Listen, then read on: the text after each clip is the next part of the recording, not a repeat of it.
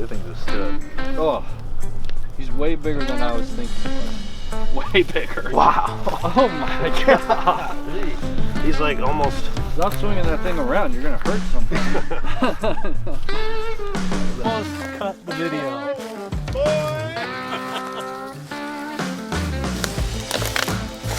Oh, he's stiff.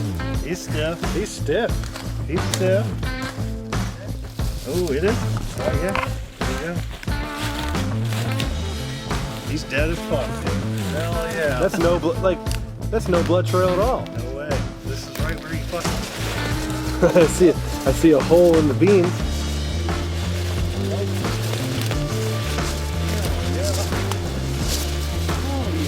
That was the end.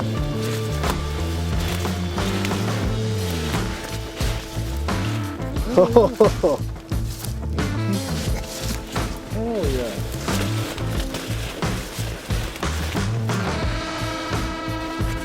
Yeah. Oh, it's right in the back of the Tundra.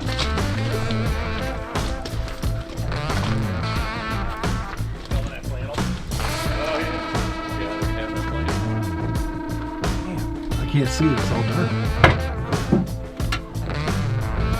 Probably about 134. Jesus. All right, how long have you known about him? Since last Sunday. And that's the one you said I almost brought you on? All right, guys.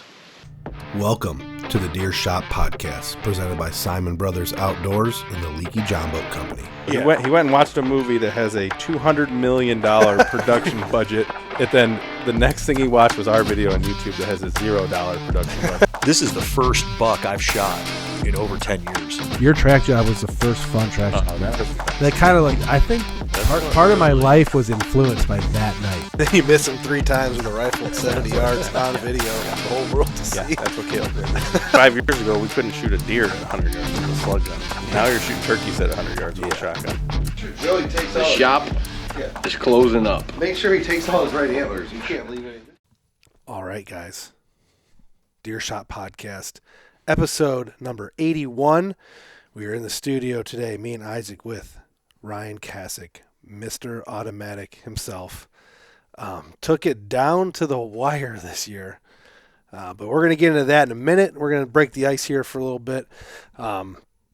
We have a lot of stuff to get into in this next hour. We're going to go through Ryan's whole season, everything actually that transpired after he shot his buck last year. He had a busy off season. He got to do some new adventures and Got married. He got married during the season. Who would ever do such a thing? I got married opening weekend, so. Yep. Gun season will never be available ever again. Yeah, well, I'm planning my honeymoon next year during opening weekend.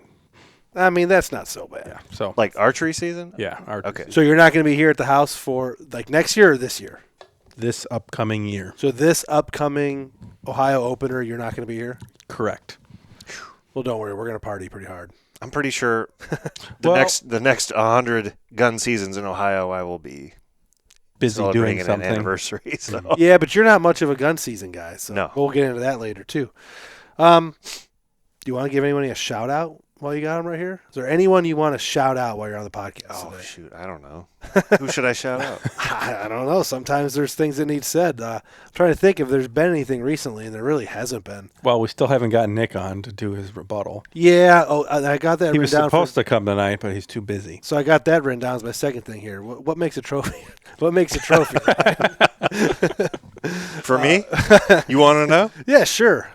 Whatever makes me go, holy crap. Right? Yeah. Like, And I think that's what I see. So does, you can so only does- see so many small deer and does for the 185 sits that you do until you go, holy shit, that's the one. So to stir the pot a little bit, are you God. happy with your deer this year? 115%. All right. Yes, absolutely. Enough said. Yeah. I think that's all Isaac was trying to I'm not going to bust anybody else's I balls. wasn't going to bring it up at all, but you brought it up. I had to break the ice a little bit. I'm happy when people are happy with what they shoot. Yes. Regardless, yes. Yes. Absolutely. That's a Or I wouldn't have done it. that's a perfect answer. Okay, perfect. I see that you wore your flannel.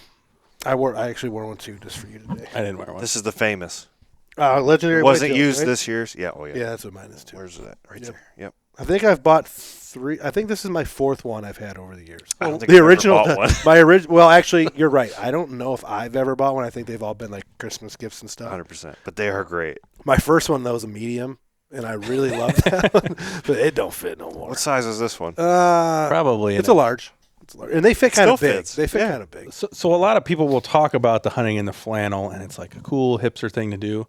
Very few people actually kill consistently in the flannel, and this is one of the people that actually does. I get asked, do you actually wear the flannel while hunting often, or do you put it on after you kill? I put it on after the fact. Simple. Yeah, I don't actually think that this is camo and kill a bunch of deer with it on. Isaac's, we've been kicking around the idea for a couple of years now. Like sometime in like early October, Isaac wants to have a day where every one of our guys, like on a Friday night when we can all do it, every one of our guys like goes out wearing just like flannel and jeans and hunts that way from a tree stand, try to kill a doe or something. Yeah, anybody tries to kill anything, and then we bring it back here and party. It's a Dan Infalt thing, right? Well, it's more actually. So Dan does wear some of those riding clothes, but it's actually kind of turned into a Cody D'Equestrio, lone wolf, the guy with the gauged ears, the son. He actually sells a flannel to hunt in. Like, and it's like, I think it's like $250 or something. It's bougie, just like their stands, just like their broadheads, just like everything they sell. Ryan's one of our non-filmers, but for a guy that doesn't film, he probably shows up in like the most videos outside of the hunt. So like there's a couple guys like Alex and you and Freeman, guys that are never in front of the camera. Really, Freeman, I guess, started this year, but you show up in a ton of videos of ours after the fact and recoveries. We've probably tracked, I think 2 or 3, at least 3 of your bucks we've done recovery videos on, and then every single buck except I think the first buck in this streak we've had hanging in the shop. I think you got 6 pictures now. They're going to be on the wall out there, if I remember correctly. So, 19, 20, 21, 22, 23, 24 would be 6. And without going out there to look, you probably have the most pictures on the wall out there. Yeah, I think you're the only one that has killed every year since we started hanging the pictures on the wall. I think Dylan might have 5. Nick has 4. I only have 3. Isaac has 3. So, I mean, I think you have the most pictures on the wall. It's between you and Dylan. But I think Dylan skipped. I don't think Dylan killed. Did Dylan kill last year? One of the years he missed. There was a year Dylan. I think last year he didn't kill a buck, if I remember correct. I don't know. I don't remember because he had a late season. He had a couple late season bucks 2 years ago, and then I don't think he killed a buck last year. I don't think he killed a buck last year. I think we were giving him a hard time towards the end there. He had the one while you guys were in West Virginia, correct? Yeah, he killed when we were in West Virginia a lot. That was a couple years back. But I think he did. So that one was probably the most recent otherwise of this year. Yep. Well, he killed a big one late season, too, a couple years ago. Remember he had a hole in his back leg? Pointer. Yeah. Because he killed that one during archery season when it was like, there was like snowy conditions, but I think it was still November. That's when we were in West Virginia. Late November, yeah. Because I know Nick and like Luke and those guys helped get it in here because I wasn't here for that one. But Nick's got a pretty good streak going too, doesn't he? Or did he not kill last year? No, he killed big one. He killed the big one. So he's killed. He's probably got a streak going. He's at least killed 3 or 4. 3 years in a row, and then so he killed in 16, which was Hot Wheels. He killed in 19, which was Ned. And he missed did not kill in 20, and then he killed 21, 22, 20, or 22, 23, 24. I think 21 and 22 he didn't kill. So Ryan's when was Ned? Ned was 19. Same year you killed your big one. Same year I killed Traveler. Okay. Like that was the year. That was a good year. Doug killed that good buck. We could talk about 2019 forever. Doug killed his buck early, or you killed your buck, and then Doug killed his. I killed mine November 1st. Doug killed his November 3rd. I went and tracked that one for him. Then Nick killed Ned November 16th. Then I went to West Virginia and killed that 10-point. So I killed 2 that year. Doug killed in Indiana. Mm-hmm. It was raining bucks that year. Yep, raining bucks. That's still my favorite year. I mean, 2019 was. Yeah. To me, it was one of these years again. We're going to start killing a whole bunch of bucks during the early season. That's when it's the most fun. That's what made 2019 great. Is we didn't have there was no late season bucks. Yeah, they were all October, November. Actually, they were all in October and November. I don't think any were in December. So what do you think? What do you think was different this year? I think Our situation, I think, is different this year because of the damn outfitter that I think is finally gone. But like things have, like the first year the outfitter came, we actually had really good hunting because I think he pushed a lot of deer out. Mature deer were not going to tolerate that kind of thing. But then they laid waste to an entire age class. Yeah, so then when they started laying waste for the last 2 years, it brought our age class down because we don't have those. Like the year I shot Traveler, there was like 3 or 4 other bucks I would have shot, hands down, no question, mature deer. So the outfitter was, within a mile. Just asking. Yeah, he was super, super close. Mm-hmm. Yeah, next block over, like 3/4 of a mile. I can confirm they killed 47 bucks in 2 years. I don't know how many were wounded or not. I was going to ask about the acorns. So do you think the acorns had an effect on that? Well, I mean, yes and no, because we just simply weren't having the number of mature deer around this area that we normally do. But the only mature deer that came from there was a buck that came from the direction of the outfitter that was here in late October, and I only had him on acorns. He wasn't in any of my food plots. He didn't hit my watering holes. I don't think I got him working a scrape at all, except for a scrape that's on an acorn flat. Sure. But I had 2 cameras that were situated on acorns, and he was on both of them. So, yeah. We can go down a lot of wormholes when it comes to that, but it seems like, especially hunters in our kind of circle here of where we're located, have been a lot more successful in killing those mature deer. So the mature deer they've been dying by other people's hands. Yeah.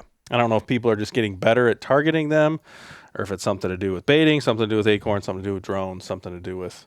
But people are just killing bigger deer more often. And it's really hurting the number of big deer running around that are left, basically. I was just curious because I don't have any trees that produce acorns on the 2 properties that I can hunt. And actually, I have that written down here for the very end, but we can go into it right now, which is perfect.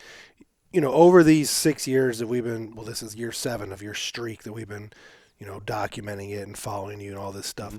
I get asked a lot, a guy like you, a guy like Dylan, a guy like Nick, people will ask, well, do they have a honey hole? Do they have that perfect farm where they kill every single year and it's just easy for them? And for sure, I know that for you it is not true at all because you've lost a lot of properties. Yeah. That over the years that were producers for you. And this year you were similar to Spaniel. You were kind of stuck hunting your own small chunk at the end. Yeah. Is that the only place you hunted this year? From 4 to 1, yeah. Well, I could say 2, but the second one we all know. Yeah. Yeah. It's basically public land at this point. Yeah. So, yeah, it was. And you have no acorns on you, so that's what you're None. doing. You have no acorns at all. It's all beach trees and which doesn't do dead ash trees. Yeah, it doesn't. So is it still thick in there on your property, or do they clean it out? It's wide open. It's wide open. There's no multiflora, really, no ground cover at all. Nope. Does the canopy take over and just kill it? Yeah. Okay. Because I remember the year that you wounded that one, and we tracked it in the rain of all rains. Do you remember that year? Yeah. The same night you shot Massey, right? No, it was the night. No, because I shot Massey. It was the 29th of October. I shot Massey on the 20. Same time frame, though? I'm pretty sure it was the same night because I wasn't sure about mine, but you were sure about yours. That's possible, yeah. And then we might have went back the next day. I think that, the tracking was the next day. Yeah. So, yeah, actually, I think you might be right now that I'm thinking about it because the Massey night was nice. Like, the weather was nice. No, it was beautiful. And then that next day. Yeah. Holy shit. God, how do you guys remember this shit? This is like 5 years ago. 6.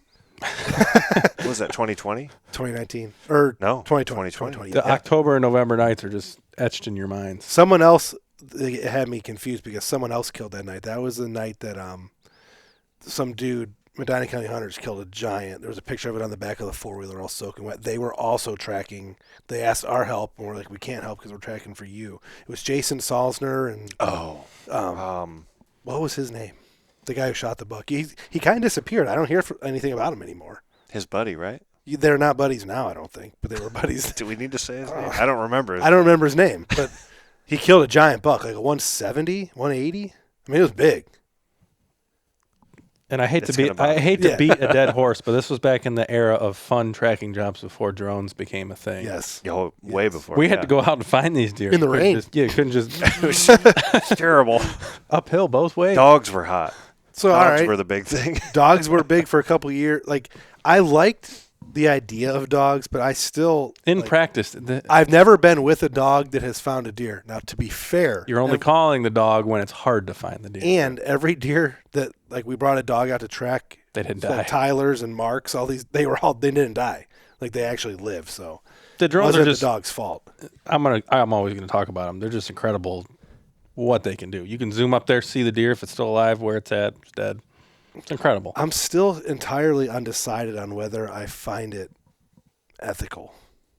Yeah. Like it has changed the way we track deer so much. It used to be we'd stare at the arrow. Do you remember we would just sit back here and stare at the arrow? Because that's Maybe all if we you were had to filming, watch. we'd have like this grainy video. Yeah, usually you didn't have a film to We were watch. just forming all these hypotheses in our heads on what happened to the deer. And then you go out and sometimes you were right, sometimes you were incredibly wrong. But now with the drone, it's like, yeah, just call the drone. An hour later, it's like, there he's laying right there. Well, and where do you draw the line when it comes to the drone? Like my deer this year, we didn't find. We had the drone out twice. Yeah. Found the deer alive on the drone the last time. Figured he'd be dead there in the morning. He wasn't. So what do? We call the drone again. Yeah, third You time. keep calling him back every day until you find the deer. I think you get a free hoodie at some point, don't you? We have multiple. Yeah, there's some hoodies around here. There's my first yeah, shout out. Shout out Freeman. It's just where you draw the line when it comes to these drones because, I mean, you can keep them coming back. Just the way Freeman's situation worked out. Yeah, it's. Do I you don't know. do that, or do I you don't. just let I don't. you let it? I haven't been in the decision. let it go. So, like you I had don't to know. like you decided to let it go. So you had him Yes. out twice. Your deer, he's probably dead right there in them cattails. Like we're gonna find out in a couple weeks. Yeah, when we go. So to you haven't that seen time. him since? No. Really? So he probably is dead, but I don't know. We made the decision at the time that we figured he wasn't dead because we saw where he bedded that evening, and we figured he'd be dead there in the morning. Went there in the morning. He wasn't there. There was 2 drops of blood. He was gone. Do you remember how bad of a stretch of days that was for us? Yeah, it was terrible. Like that was you lost your buck. Freeman had lost his first buck. That's when the wolf had been gone for like a week and then just never came back. Like we were in a serious depression right there in that little period of time. Like our season was like trending up so good and then just like derailed like a freight train. And not to share the gory details, but like Freeman's situation, do you want to go through that or do you not want to go through that? I mean, I don't sure think I want to go through I'm that. sure he's very happy that he's got his buck, but like there is you had to decide how you want to obtain your deer, like I don't know. I haven't been in the situation yet. So when I wound one and we need the drone. And it's just like anything in life. You'll watch these YouTube videos and everything looks perfect, but most of the time we know that's not the story. Oh yeah. Yeah. And let me say that he was a man of men, Doing knocking on people's doors. Yes. He that knocked we on would all be probably- afraid to do. Like Yeah, he so- got permission from every single Oh, yeah. one, which He is had- incredible. no fear. Yeah, if people are familiar with the way Ohio is around here, it's small chunks of property between 5 and 10 and 20 acres. So his deer went on to 10 different properties, and he went and knocked in the middle of the day and got permission on all these The properties. one was in the middle of the night. He went at like 10 o'clock. And got 10, 11 o'clock at night. Some old guy answered You the door. couldn't pay In me his thousands. pajamas, he you said. couldn't Yeah. pay me thousands to go do No, that. So no. yeah, so more power to the way Yeah. he did that. And All right, so we're on the same page in that aspect. Well, and here's I'm not willing to do that. I don't think. All right. And here's the thing, though. Like, that's why we have tried to establish these relationships to where at least I have, like, all my neighbors' phone numbers. Like, we might not like each other that much and argue about some stuff, but, like, at least I have his phone number for that moment. Like, hey, man, like, my buck ran on your property. Send him a text message. Like, it sucks when you don't know and you have to, like, 10 p.m. You're like, Yeah. So Hey, that's what I'm saying. Bill. With the new tracking and the drone, it kind of opens up a world that I don't want to be a part of. Yeah. Like I don't want to be a part of going on to all these properties and trying to get permission. And don't jinx yourself. well, I mean, I'm already as jinxed as you can get. That's true. That's true. Tell me a situation that can get worse than what I've experienced this year. Yeah, I mean, there isn't one. I climbed a 10,000-foot mountain in Missinoka 10 yards. All right. Before we get into Ryan's story, my last shot at Chris Brackett, you're a fucking douchebag. All right. oh boy. All right. So last year, you ended up killing what we kind of been calling like it kind of gets referred to as a surprise buck. It's a gift. Yeah. You don't run a lot of trail cameras. Last year you were only running one, right? One cell cam, yeah. One cell cam. And your buck showed up. You had one video of him hitting a scrape or whatever, like a week before, a couple days before, if I remember correctly. Yeah, the night that Luke killed. Yeah, and then you went out hunting, and you ended up killing, and I think he's your second biggest buck, right? Yep. 160. What are we? 160 and 4/8. Yeah, just a beautiful deer. So that happens. You have like this just gift of a season, perfect, that couldn't complain about. That was year number 6 in a row with your bow. We went into spring. You did a little turkey hunting with Nick. I have it written down here. I want to ask how that goes because I've turkey hunted with Nick a decent amount, but I call and run. Like I'm calling and running the camera. No, so yeah, like, you need. When I'm not there, how does this go with you and Nick? So, before we get into that, go ahead. Has he ever killed a turkey? Nick? Yeah. No. So you guys maybe he has. You guys maybe have he never has. killed one together, like No. Tyler being there. No. You've been turkey hunting for your whole adult life. I can't say that he hasn't ever because his dad is a known turkey killer. Okay. Deer killer, turkey killer. He's got beautiful mounts. I have no idea. Not to call anybody out because I haven't shot a turkey in years either, but okay. Well, last year, so when we talked about this pre-podcast, right? The birds are just hard to find now. So Nick, the last couple of years on his one particular farm, he has had the birds. So he's the one that's out there hunting. There was times where Nick was actually out there in the morning hunting, and I wasn't because we had no birds. And we can. I think last year was the first time we actually there's days where we're off work, we can go hunt together. It's gonna be good. We didn't, and we simply just didn't because there was no birds. Yeah, we tried hunting them on public, and that was a whole story for itself. Bird got poached. Bird got shot out of a tree above us. Yeah, we went to public, and we got the whole public experience right quick on that. Mm-hmm. So somebody running through the woods with a turkey, like they're at fucking Costco. The dark. Yeah, I just wanted to throw that in there real quick. Like, how is it turkey hunting with Nick? Well, it's as good as you can imagine. You did kill a Jake the one year, though, right? I did, yeah. So, and needless to say, we saw them from the road and snuck in on them. Yeah. And he's not the greatest caller ever. Is he using a mouth call? No way. Yeah, I could show you a video where he's got the slate call. And he's got the tip of that thing in his mouth, and he's rubbing his lips. He's not the greatest. We don't know what the hell turkeys sound like, right? It's all right. Turkey hunting. Him and I, it's a newfound thing. We're hey, there's turkeys here. You want to go hunt them? Yeah, screw it. We'll go out. It's insanely fun to go out and do it. It is. Turkey hunting's meant to be fun. When they call back, it's ooh. Yeah, if you take the fun out of turkey hunting, why are you even doing it? No. You know what I mean? It's not like deer hunting where you're going to grind for 4 months to kill that big buck. How much more fun would the rut be if you went something came running in? Well, that's why those guys go elk hunting because it's like hunting a big giant turkey. Well, I'm bad at that, just like I I've heard Isaac do his elk call before. It's terrible. It's something. It is something. Let me hear your mew. It's about as bad as a turkey call. It actually sounds kind of like a turkey call. The thing is the same. It looks the same. Yeah, exactly. Perfect segue for you two to chit chat about something too. You went on a bear hunt this year. You went on a western. You went to Idaho, right? Correct. You went on a western bear hunt. We haven't got you on to talk about that at all, and this is right up Isaac's alley. He's done the bear hunt. How many times have you done the bear hunt? Twice. So, how did that go? It was good. It didn't produce, but that was an experience. It was. And you guys went back country. Yeah, we went the farthest back. You flown in the one of the few spots you can do it in the lower 48, I would imagine. Yeah, it was 30 to 40 miles from the nearest public road.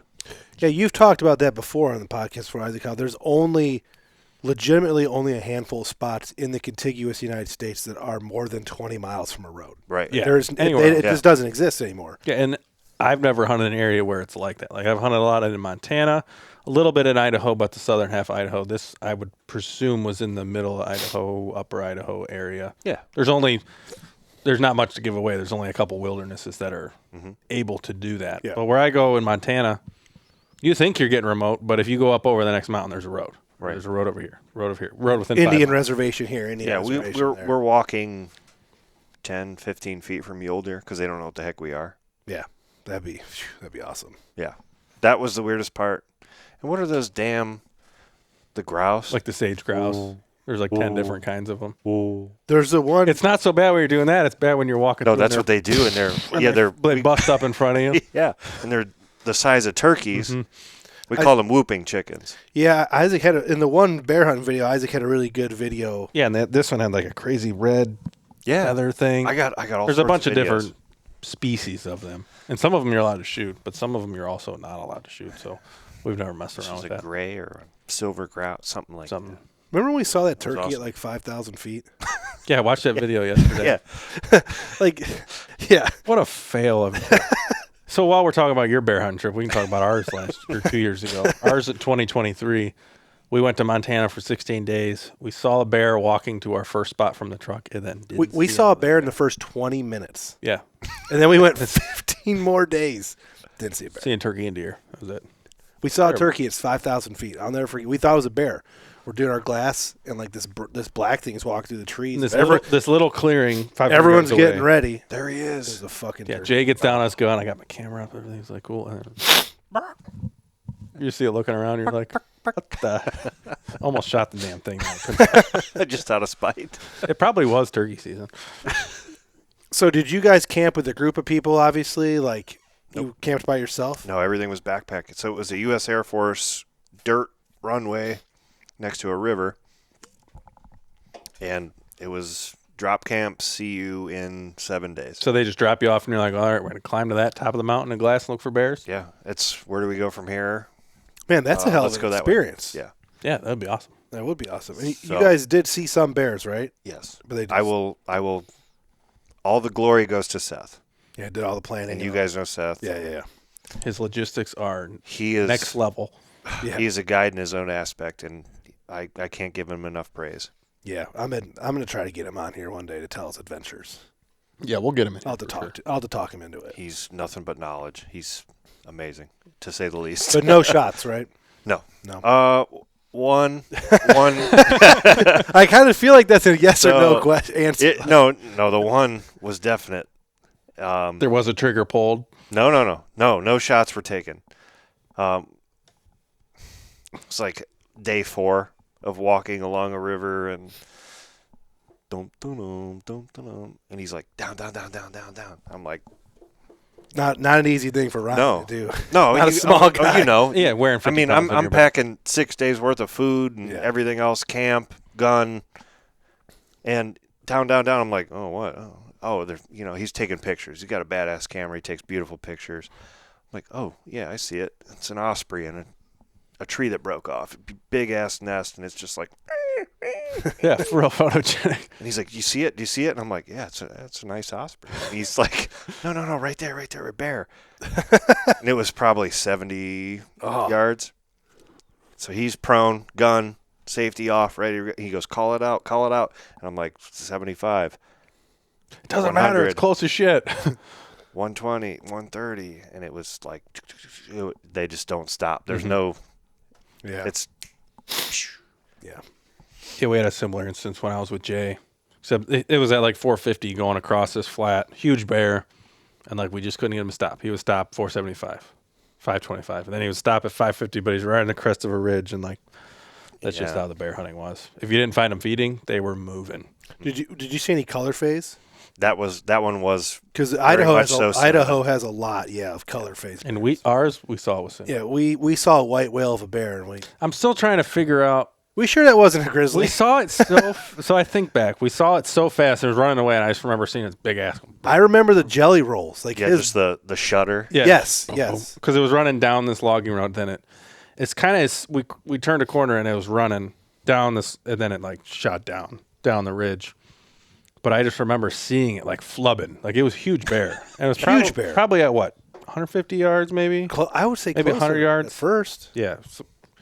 So it could have been 100 yards of the football field, bro. He was at like 60. Yeah. It could have been a grizzly. I don't know.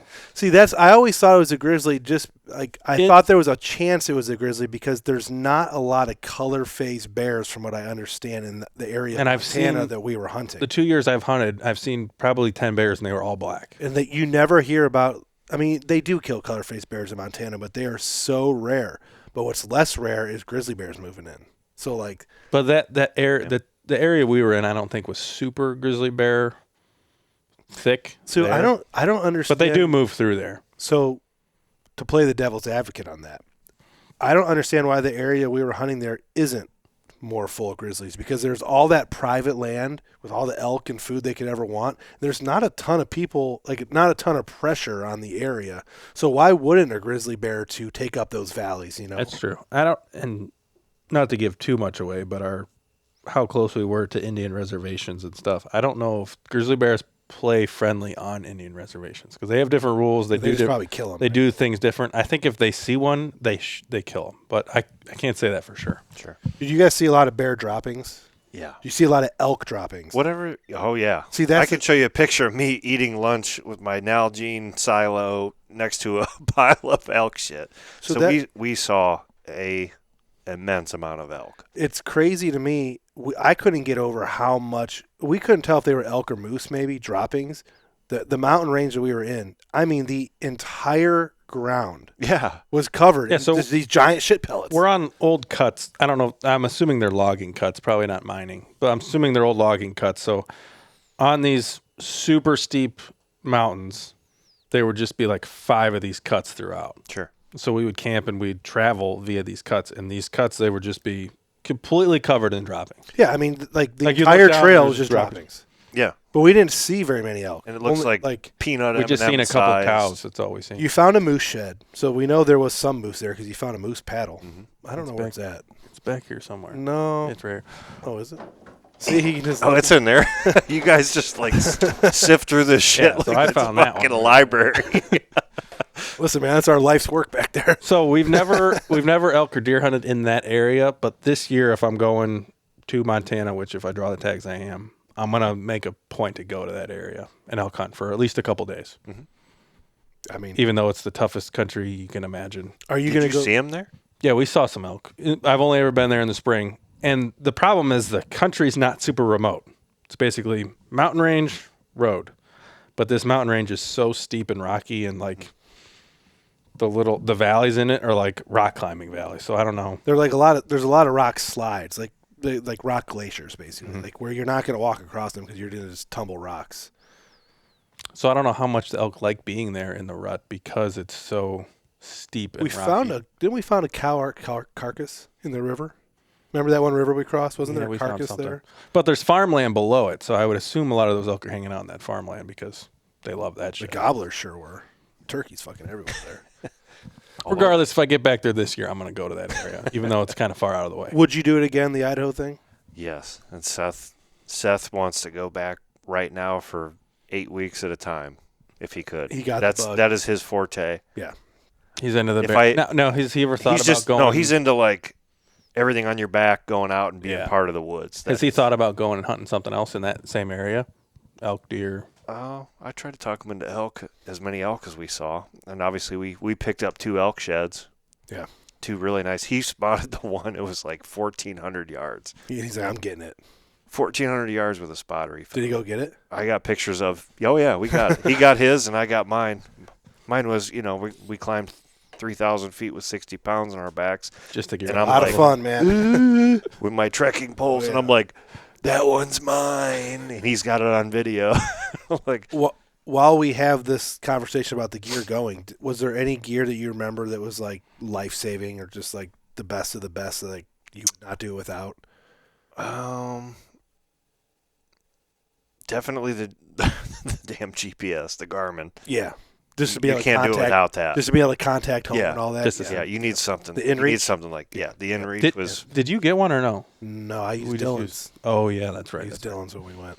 Gotcha. A tripod. Yeah. I did not end up using my spotting. So I brought a spotting scope. That's what I'm going to say, too. I know you're going to say the same thing. And after one day of using it, I'm like, fuck this thing. So I just went to using my binoculars after that. Yep. But the spotting scope has its advantages, but like you can't move it very well. So like, I want to look over here now. Like you got to get the right fluid in. Mm-hmm. Yeah. See, I hate the spotter because of what it weighs. Yeah. And what it takes to get it back there, but then I use it to film a lot of stuff, so I kind of have to take it. Like when we do our YouTube videos, obviously anything you film far away, you're doing with the spotter and a phone scope. Jay has those like high power binoculars he uses, which are kind of like spotting binoculars. Those are pretty nice. It's a 16 power binocular. You can move those around. And then Dylan has the next iteration of that. He has the stabilized binoculars. Yeah. 16 power stabilized. Oh, the SIGs. And they're the coolest thing you will ever see. He uses it for deer hunting, right? He's like counting the points You on have to. deer. From Yeah. His might be 16 or I don't know. They're super high power, and I wouldn't think you'd be able to use them for deer hunting, but he is. But literally, you can be driving down the road, mountain up there. He's driving, I'm looking. It's like the smoothest thing ever. It's incredible. But I don't know about filming through them like with the phone scope. That's something I'll have to. Yeah. No, from a normal BX4 Leupold Pro Guide binocular, he spotted a bear at 1.2 or 1.3 miles.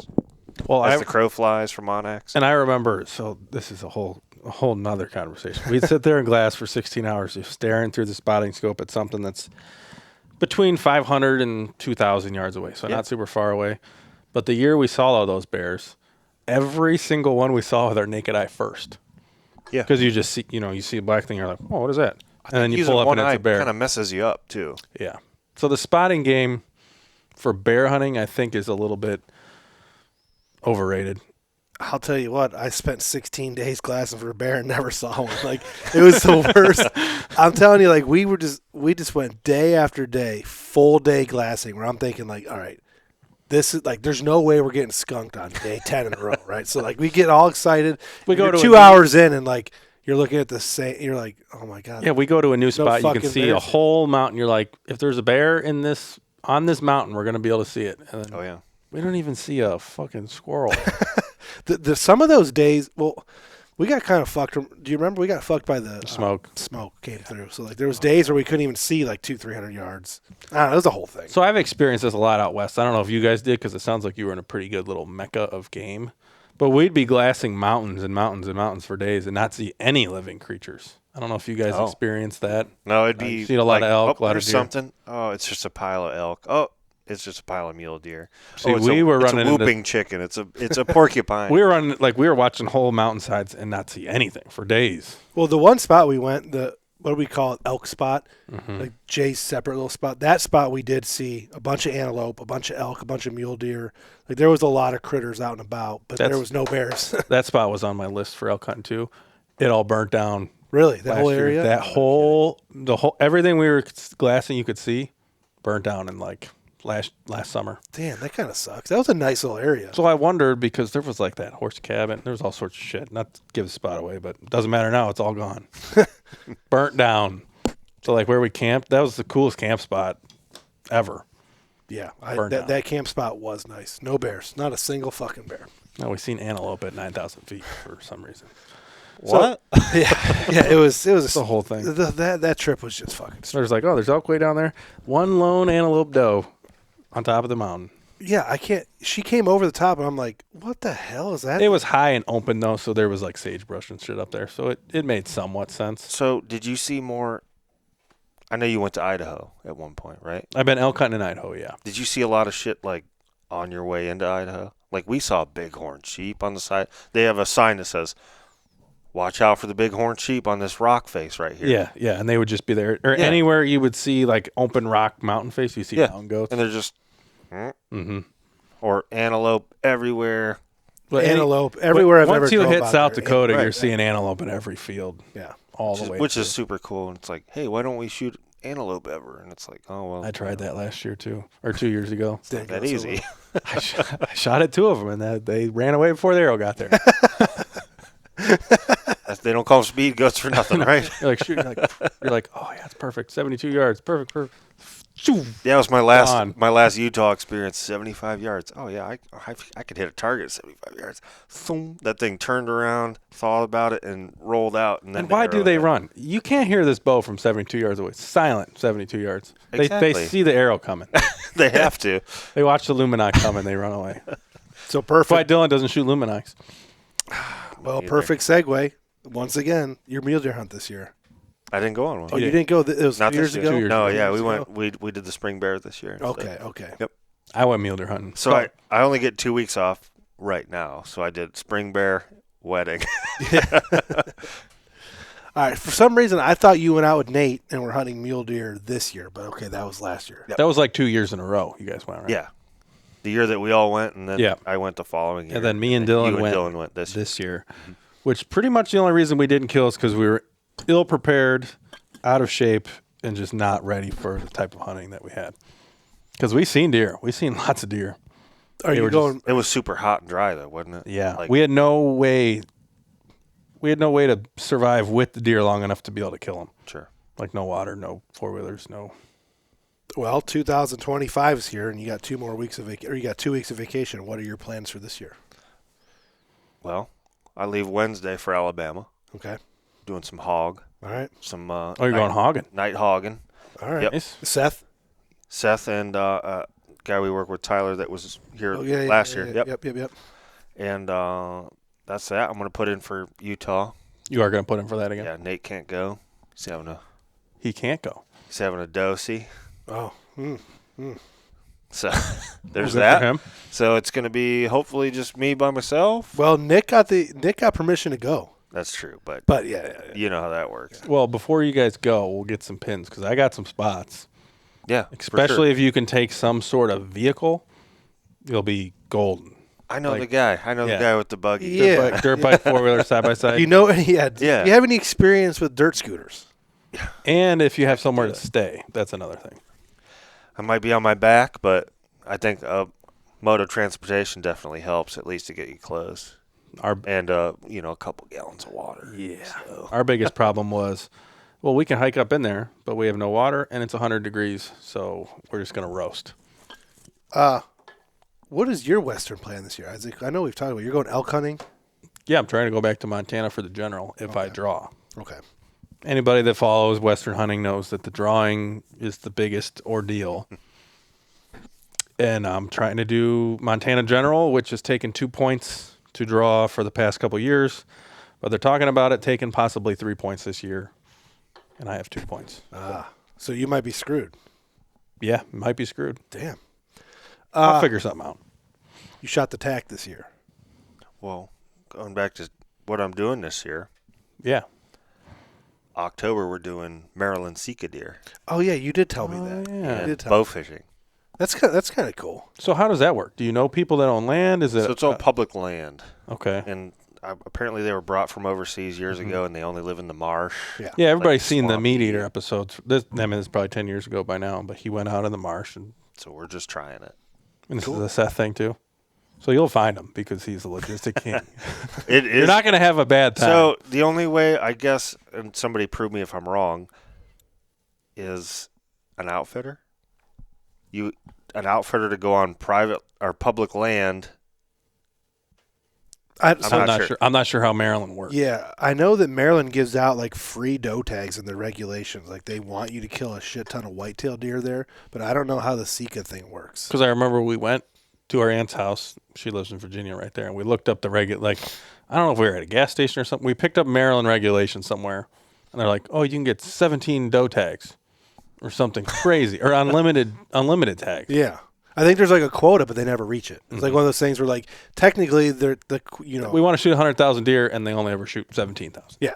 So we're going through a certain outfitter that puts you like an on access trails. permit almost. You're not allowed to bait or hunt off of. Maybe I'm wrong too, but we're not hunting off of bait. We're hunting off of trails. Mm-hmm. Gotcha. Okay. And whatever this has to do with it, but in the evening, you get to bow hunt. Fish or bow fish. Sorry. Fish, yeah. So that's where you go out on the bays and you're hunting. You're guess. fishing like stingrays and shit. And they provide everything, so we're trying that, and it's pennies that on the sounds dollar. awesome. So Is that where is it's not Maryland? It might be Maryland. Where is it where you can shoot the blue catfish because they're invasive? I don't know. Remember, there's a spot. It was on a Sidney Wells video, like a Tim Wells Meat Eater, or not Meat Eater, but yeah, there's a spot where there's a spot where the blue catfish, which is endangered here in Ohio, is invasive. I think it's out near the Chesapeake Basin, where probably, and you're allowed to shoot these giant blue catfish because they're invasive. They're not supposed to be there. Let's go. Yeah, right. That would be awesome. All right, so you got a hog hunt and Sika deer for this year. You are Hopefully full of mysteries. Yeah, it's always something. Yeah. All right, cool. That's why we like having Ryan on here. I'm not going to tell you next year's stuff. And possibly going back to Utah. Yeah. I'm going to go anyways. It seems like you can could draw friends and family, and due to the difficulty of that hunt. It seems like it's not an issue drawing that hunt every year, every other year. So you should be okay. Yeah, apparently there's some changes this year. I don't know. After this past year, I'm like, I'm fucking done with this shit. It's just really nice because my brother lives there. Nate lives there, obviously, and it's super nice to connect with them and visit them because they don't get to come out here very often. So And then you can go out in the evening and chase 170-inch mule deer. Or bigger. And there's always shots taken. There's that world record elk that's living down there. True. Yeah. Did anyone ever get him? Do you know? Wouldn't you have read about that? Well, since they made it over the counter, I'm sure. Yeah, so the year we saw that giant elk, the next year they made it over the counter for rifle over the counter. So there's no way that Archery thing too, survived. I thought. Yeah, everything over the counter. Yeah. But our Yeah, I know. our contact in the area usually knows when a big elk like this gets shot, and he said it didn't. I mean, that'd be awesome, But it's so weird because we went back to the same spot this year and saw nothing but spikes and 2-point raghorn. It's so crazy with the weather And and it was dryness. So you said you're not gonna talk about what you're doing in 26, but are you gonna get Seth to take caribou hunting? No? Something different? Something bigger? Yeah. All right. Don't worry about Are it. you going with Jay to die on the mountain somewhere like he's planning on doing? If I ever make it to Alaska, yeah, absolutely. Yeah. But round is not the shape I need to be in for that. Yeah. Oh my gosh. Hey, shout out to Jay. I do Yeah, appreciate. you crazy bastard. I talked to him again the other day. He's still full He bore. texted me about the deer, and we talked a little bit about that kind of stuff. Yeah, he did another Facebook update on his. Yeah, I'm doing a podcast with him on Wednesday. That's perfect. Him and Zorn, right? Mm-hmm. Him and his taxidermist. I leave Wednesday. I was supposed to. He's like, let's get together. Let's all shoot the shit. All right, were you going over to his house for it? Mm-hmm. During the day. That's gonna be cool. I'm pretty sure it's his so the podcast will be with his taxidermist Zorn. I don't remember his name or the taxidermy name, but I'll look it up before the podcast. But he's bringing his mounts up. Okay. His deer mount and his bear mount. Sweet. He did that sweet barrel mount with his. Yeah, his deer mount. I'll show video of it on the next episode or 2 episodes, whenever it is. From the pictures, it's the coolest deer mount I've ever seen. Yeah. Really? It's on a whiskey barrel. I wanted to Got do that corn idea so stalks bad, but I killed no deer and he killed a bear. He killed His one looks bear. really cool. Well, it wasn't that impressive. Yeah. So that'll be next episode. Yeah. So obviously this episode's airing Monday, which would be, what is Monday? Date-wise? 10th, somewhere around there. And then, Today's the 7th. and then, the Zorn taxidermy one will be the one after that. Yeah, then we still got one in the hopper that we recorded the other day. We're recording next Thursday too. With who you got on there? I think Born Again Matt's going to come over. I'm not sure. But anyways, we were here today to talk to Ryan about his 7th straight archery buck. Yeah, We haven't even let's got get close that to story, talking huh? about it. Here I am. So it was to put it lightly, it was a rough season for you up until that last week. Yeah, it was awful. So you went into the year, you actually had a couple really decent prospect bucks on the hit list. Sure. Yep.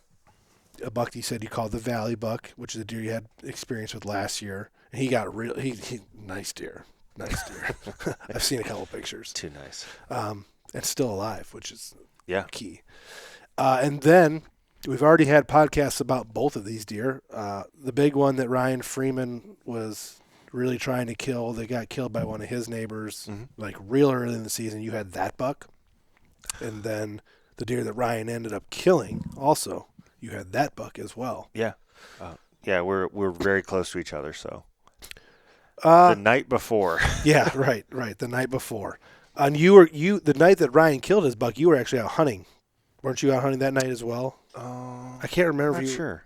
If you So that was still early yeah, like October ish season. So I was still trying to finish off my deck. I did a deck repair and it turned into a 3-month project. I know how that replacing the whole deck with so 175 12-foot deck boards. Woof. Yeah, holy shit. And I only didn't use 2 of them. So damn. And then your neighbor decided it was a perfect time to fix a leaking gas well, right? Yeah. Oh yeah. Yeah. So they were redoing a deep well.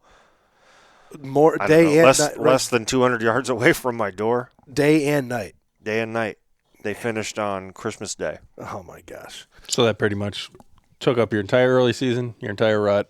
The gun season, obviously, we already talked about. Married, went on your trip, out of state wedding, or out of country wedding. Yeah. So did you start hitting it a little bit harder in the late season then? Yeah, basically, after the deck was done, I started a couple days of hunting before, I don't know, middle to late November. Yeah. Was when I really was able to go out, and there wasn't really much to go out for. Right. And like you said, I lost 2 different properties, essentially. And, yeah, there was nothing worth calling home about. I know the feeling. I know the feeling. But after the marriage, after you got your deck done, after they got done drilling that well, late season rolled around, and you were blessed by obviously the same thing we were blessed by. The fucking weather turned perfect. Oh, it was For late January. season. I mean, snow, record cold. There was snow on the ground for a month straight, and then we had some days with record cold. So if you're a late season guy and you're willing to polar bear it up, I mean, the hunting can be phenomenal. So there was a time there was some talking around the deer shop where we weren't writing you off, but we're like, Kasic's probably. For 4 months, he had silent but question mark on his name up there. That's good. But then there was some inklings of people hinting around that Kasic's hunting again. Mm-hmm. Kasich might be chasing some deer. Yeah, Nick likes to drop his hey, what's Ryan up to? He's like, It only takes one moment. So, regardless of what I had, I always keep hunting. You weren't hunting Crocs this time, though. Not this time. No. Yeah, layers, multi-layer. Because anybody that doesn't know, it got very, very cold. Oh, it got unreal cold there. I didn't actually hunt that stretch where it was in the negatives. I didn't even go out. I did. It was cold. Yeah, It was very cold. It was. But Luke was hunting it hard. I know Isaac and Ethan kind of trickled in and out of it, but yeah. So let's get a quick rundown on this buck that you shot. Was it something you were chasing? Was it something that just showed up? No, that was so I had him a lot early season. Obviously, we thought, you guys know, that it was a deer we had 2 years ago that was probably 4 then, that we called Curly, because his tines curled forward. Mm-hmm. And the main part of his beams came up, and it swept out and just kept straight. And I think they were like 23-inch long beams. Yeah, long. Your deer has abnormally long-looking beams. Like you'll see it in the thumbnail for this podcast. It almost looks like an optical illusion, like where the beams should end, they don't. They just kind of keep going, which is kind of cool. So, obviously, some history with trail cameras and things. I put Nick on that deer 2 years ago at 5 yards, and he looked back at me and he said, "I don't think he's old enough." And I'm like, okay. And then he went and shot one of your shed bucks. He did. Yeah. Oh wait, that technically he does have a streak a little bit longer than we thought because he shot that shed buck. Oh, don't remind me. Not sure if that counts. I don't think it counts. The last day of season 2 years ago, he shot a 2.5 what we thought was a doe, and we brought it here. Yeah, it had bases on his head. Well, they were growing over. They must have shed a lot earlier. We're like, man, you guys look at this doe. Everybody's like, and we hung it up and we're like, oh, his feet are touching the ceiling, and maybe he was a bigger buck than you guys thought. Hey, but that happens. Shed buck. It does happen. It does happen. So yeah, we had that super large buck first thing right off the bat at the beginning of season, and it ended up getting taken out the first week. Yep. Congrats to that fella. Yeah, that was a kick in the nuts. We're good at doing that. That was a kick in the the sending congrats around here. Yeah. That was a kick in the nuts for like multiple guys on our crew. That was a beautiful deer. Ryan did not take that well. Alex was looking forward to that deer showing up at his place, and then you obviously knew about him too. So it was just like wah wah wah. And everyone was like, "Motherfucker." God, that feels like it was 5 years ago, and that's still this past season. It's nuts. This has been a long season. It has. It really has. Gosh. And not for, as far as I'm concerned, it's not just because it was deer season. It was because all the stuff going on leading up to it. Yep. But. So typical late season strategy on this deer, or yep, golden acorns. Yep. Putting in the hours and trying to figure out where he's coming from, where he's been. So I still only have 2 cell cams, and that's all I'm running. I don't have anything else. At least you doubled your number from last year. Yeah, that's true. Yeah, I did get another cell camera. You're a Tacticam guy, right? I'm a Tacticam, so I have one on my property and one on the only other property I'm allowed to hunt, and that one is. It's just like a barren wasteland. Yeah. There might be a coyote. There might be a rabbit. Who knows?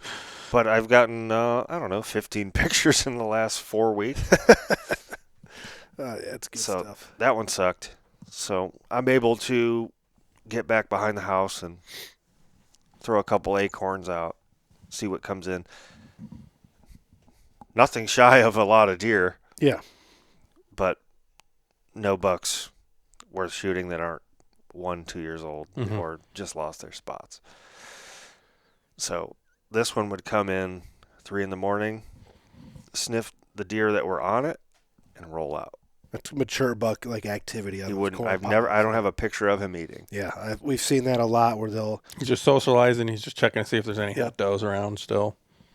So and those mature bucks will still kind of be rutting later into the season. It's not like a full blown I'm going to fight every buck rubbing trees every day rut, but they are still sniffing the. Especially when some of them yearlings are still coming in heat. They're sniffing that. Oh yeah, and they're going to take advantage if they can. Yeah, yeah. He was very interested in every other deer.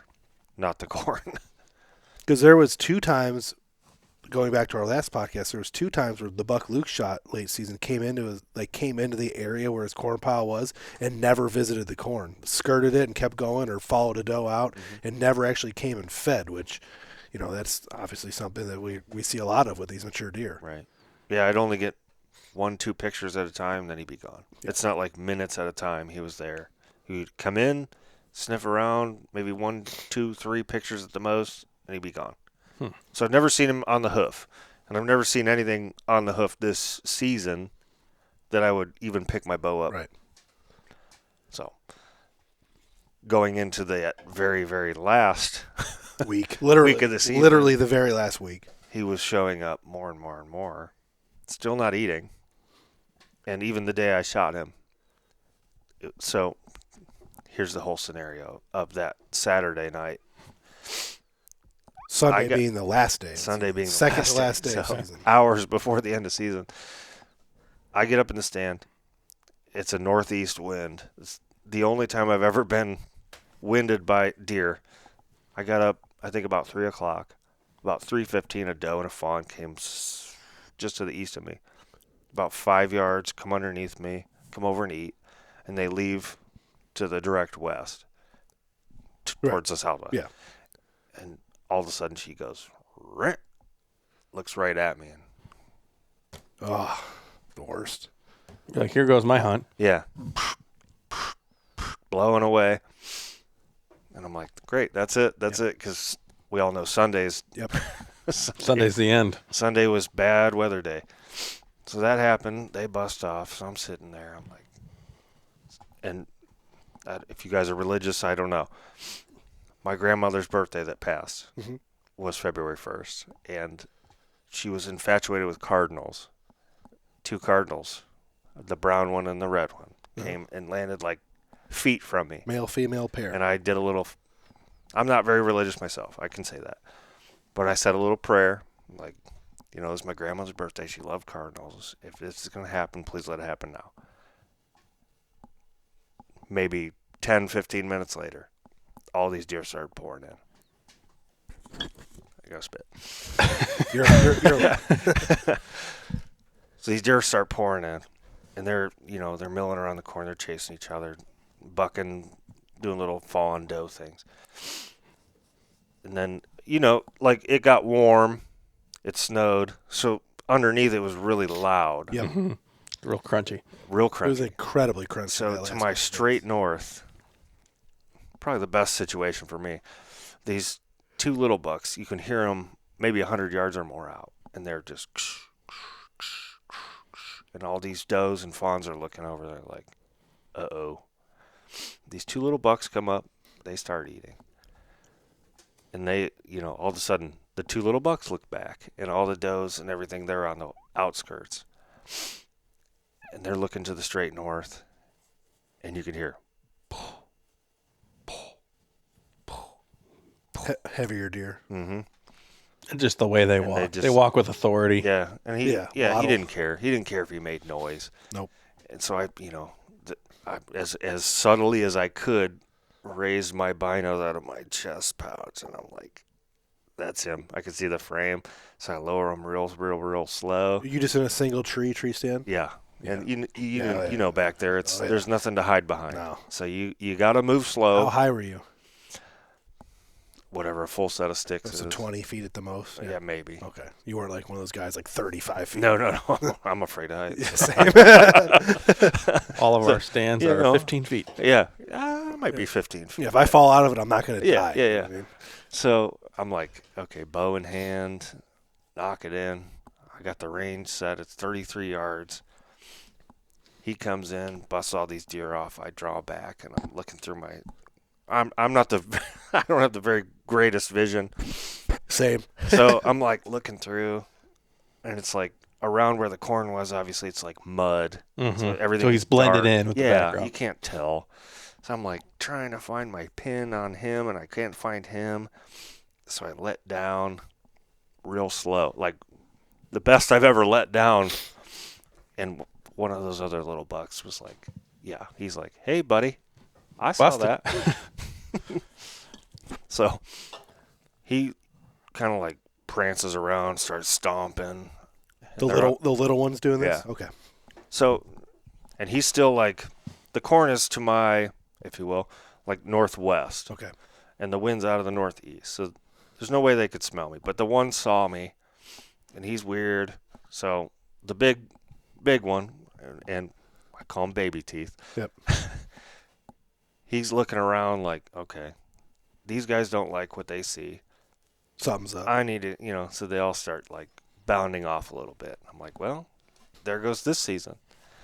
But he goes to the direct west and loops around to my southwest. Okay. So I'm still not getting my scent trail onto him, but he's closer than he was. He's about 30, 31.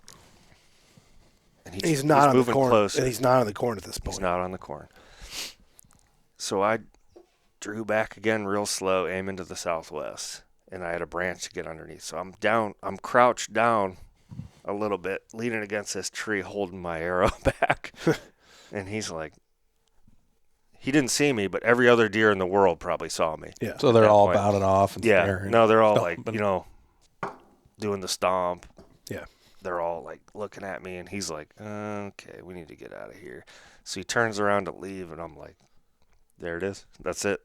Between two little saplings. Shung. And I heard it here, pop, pop, like two pops in a row.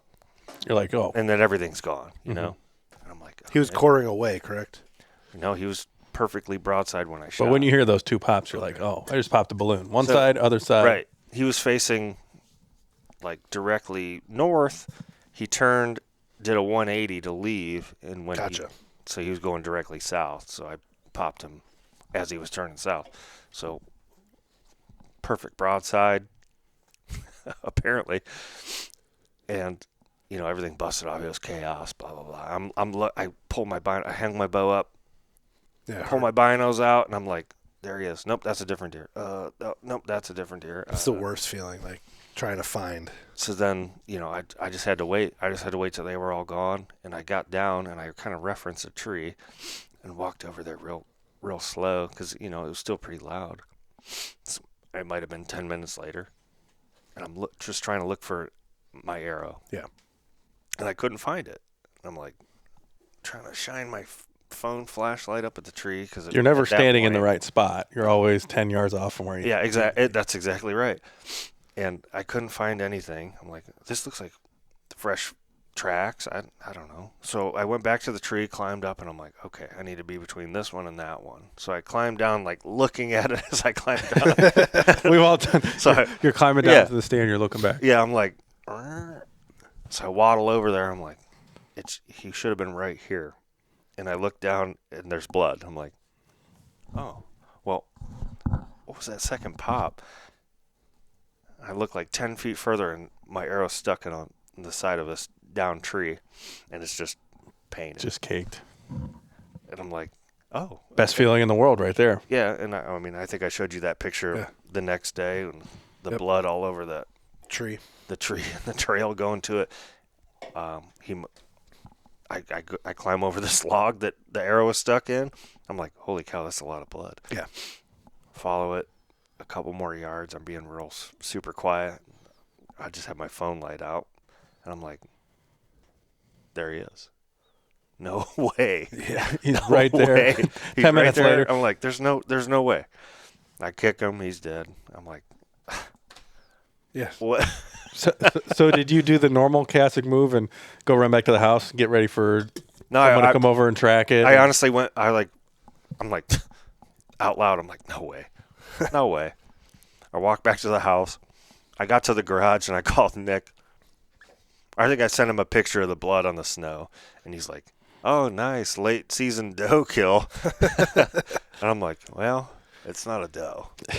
And he's like, "What'd you miss?" I'm like, "No, There's blood in that picture, guy. there's blood." He's like, "What is it?" I'm like, "Oh, it's baby teeth." And he's like, "You're fucking with me." I'm like, "No, honestly." And he's like, "All right, I'll get my shit on. I'll be right over." You ruined his nice, warm, comfortable evening. Yeah, he's like, I just took a shower. I was gonna sit and watch the Supercross, and Yeah. Unfortunately, we weren't really able to have any type of get together or nothing. I was at work. Ethan helped you guys get that thing in the shop here and gut it out and that whole debacle.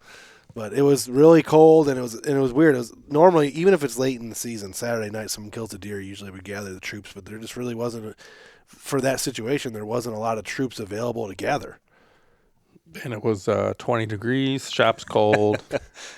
yeah, that's what my initial thought. He's like, "What do you want to do with it?" I'm like, "Well, we could take it over there and hang it up, but if they don't mind, I'll gut it in here." And he's like, "They said no." As we were driving over, and I'm like, "Well, I would have done it in the garage, or We didn't with say, light over who there." said no? Well, I was gonna hang it and gut it. Oh, we just said that was a bad idea. Right. Well, no. Well, No. Let's correct that error. We did not say that was a bad idea. Nick wanted to do the gutless method. I think Nick had he was using the wrong terminology. Nick asked Ethan if he could do the gutless. Well, I wanted to keep the guts, put them in a bucket so I can coyote hunt. But the gutless method is when you skin the deer and quarter it in the woods. No, I wanted to pull them out. Yeah.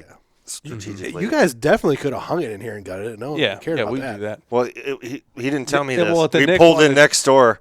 He's like, "We got to do it over here in the field." I'm like, "I would have done it in the garage." And then Nick said, "Can we leave it hanging for a day with the guts in it?" And we're like, "Well, that's not a good idea. It's got to cool off and stuff." Yeah. But yeah, so I think the confusion was the terminology. That Yeah, was I being mean, I used. probably messed that up with him. But it's not a big deal. But no, we definitely, you could have easily rolled a trash can in here and just flop. That's usually what I do nowadays. This is my third shout out is for Ethan. Ethan, shout out to you because he came over with surgical gloves and a headlamp on. He's like, "We're gonna do this right here," and he fucking gutted that thing out in about a minute and 16 seconds. And he's like, "All right, let me drag it over here." So we never used to. I was always just a bare hands, get dirty, fuck it kind of guy, right? Ethan started when he came back from the Navy. He started this. He's like, "Dude, it's just the nicest thing ever to just be able to take." I don't blame him. You still get blood on your elbows and your arms, but you're not your fingernails. You're not picking out deer pieces from your fingernails for Right. the next 3 days, so it is kind of nice. He started doing that, and it has some weight. Doing it with the gloves on. I can Actually, only wash with Dawn dish soap so many times and Yeah, still just- smell it. Yeah. And let me ask the viewers, have you ever gutted a deer or chopped a deer and then farted after? And it smells like a dead Isaac deer. smells talks. like Isaac fucking talks deer. about this all the time. He So this smells happens like with me if deer. I'm in the same room as a deer Yeah. being butchered or gutted. It absorbs into my body. Okay, that's what I'm I fart saying. it out. And you fart and it smells like deer. Isaac Yes. will complain that it smells like deer like a week. Even if I don't I eat- still smell like. All right, Even if I I'm not don't the eat only the one. deer. That's why I'm asking. Yes. To It's be if I'm- fair, he's had 100 deer hanging in his house. So Yeah, Yeah, but still, exactly. if I'm in the same room as the deer being butchered, or if I'm touching it at all, deer farts. All right, so I'm I not don't the have only to one. eat, no, I don't even have to eat it or anything. Deer farts. yeah, that's a weird. Yeah, I mean it's true. You haven't had that? No, I do, but not as bad as Isaac. So it was so well, bad- Isaac's farts are way worse. It was so bad the one day that I Googled it. I was like, why do my farts smell like deer? And Google has no explanation. The only explanation is when you eat red meat, it's more sulfur and your farts will stink more. You don't even And have it's to eat not it. true. They smell like deer. You just have to be near it. Yes. I'm- It's science. I'm so glad. And science has no explanation It for is it. science. I mean, science still hasn't been able to explain a yawn. So Or why yawns are contagious, even if you see them on the TV. right? Don't yawn. Yeah, I don't understand what that's about. But yeah, I mean, I wish it's unfortunate that we weren't able to like kind of celebrate the deer properly. And then we had plans that next Sunday night. There was a bunch of us that actually kind of went out hunting, and then we were going to kind of get a gathering in the deer shop, have a couple drinks to kick off the season. But Jay was sick and not feeling well. Nick said he was sick and not coming, but he ended up showing up anyways. Yep. And then we just ended up getting ready. We just ended up quartering out the deer real quick, and that was kind of the end. It does, and you know what? I attribute that to the fact that it gets dark at 5:30, 6 o'clock, and then, like you didn't get the deer over. After you're done doing all the stuff, you get the deer over here at 9 o'clock. It's like 3 hours after the deer is killed. Like whereas in October, November, you kill the deer 7:30, 7:30, and then we track it right away. It's not dark for a while, but this time of year there's this big gap, like when it gets dark and then when we actually. Mm-hmm. And we will always look forward to those romantic late October evenings where we can all get together, shoot the deer, track the deer, hang the deer, drink beer. It's something we'll always strive for. I don't think I got to do that this year. Yeah, it's been because I didn't get to go track Alex's. I got to come over here after Alex brought him in the shop, but I didn't get to track it because we had fire training, I believe, or something, an officers meeting. Ethan went and did that one. Freeman's was the mess that Freeman's was, so we didn't get a tracking party for that. Nick shot his in the morning, gun season, right before he went to your wedding, the day before he left for your wedding. So like that was me and Nick and his dad and uncle went and got out of the woods, but it was a morning hunt, so like the fellows weren't around for that one. So going forward, goals and aspirations for next year is to get the deer party back. Ready. Get the tracking party back. I don't have Dylan killed his on public land 2 hours Southern away, Ohio. So we didn't get to experience that one. I mean, it was just a bad year for. You didn't have a solid deer party. We had Luke's at the end there. Luke's actually wasn't too bad. That's true. Luke's actually worked out pretty well for being the mill in winter and freezing cold and snow, but and the deer was hanging there without any antlers. Yeah. But yeah, next year, I mean, I would just love to kill an October buck. I miss the day. You've killed every month now. Which one's your favorite? Not every month. Not January. Oh, you've killed two. So the late one that you talked about last week was February 4th. I think the 7th was the last day. It was Thursday. Okay. It was like a later. That was the very first one that started this streak, right? Yeah. No, my very first one was like October 8th. Okay. So don't wait till January next year. Let's get this October done. I don't have any aspirations before then, so hopefully I can. If they're there, I'm gonna perfect. I'll be heavy in the woods. So yeah, definitely. Yeah, those October, early November ones are like they're just perfect.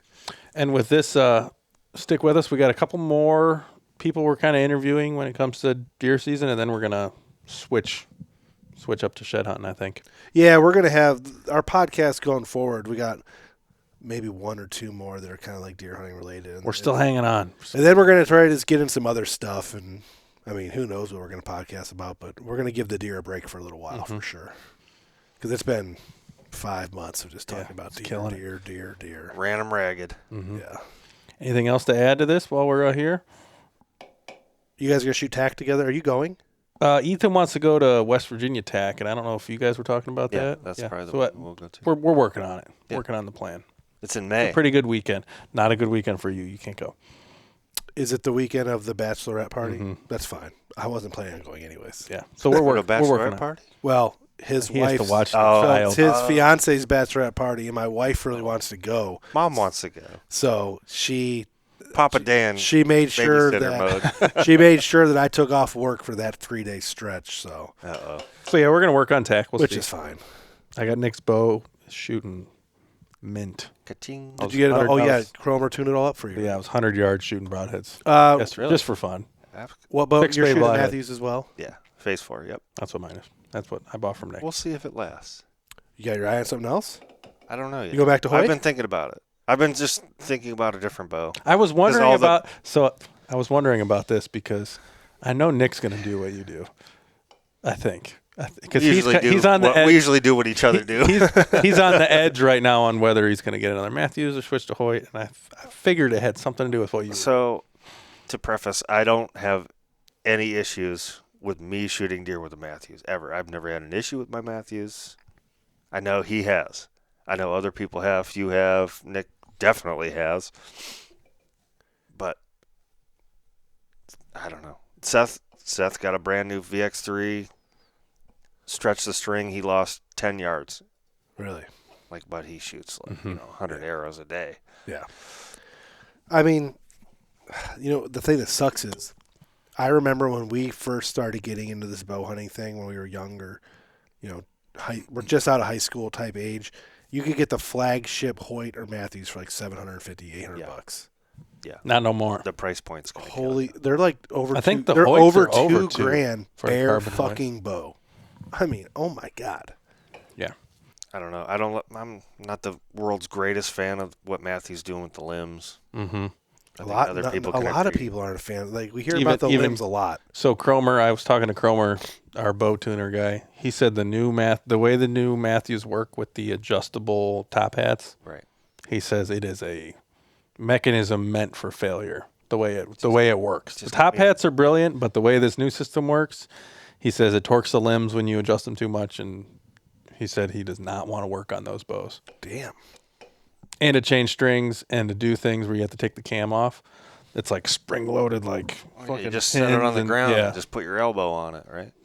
He said it's a nightmare. So I'm glad I got the Phase 4, and hopefully I can keep that for 10 years because I think that might be the last great bow that Matthews makes. You get the 33. Mm-hmm. Oh, that is Nick. Nick's old bow, yeah.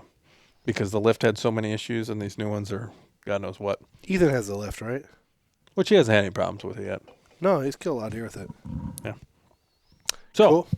Anyways, thanks for sticking with us. Episode 81. Wow. Deer Shot Podcast, and we are out. Out. Fuck you, Chris Brackett. That's right. We'll tell that story another day.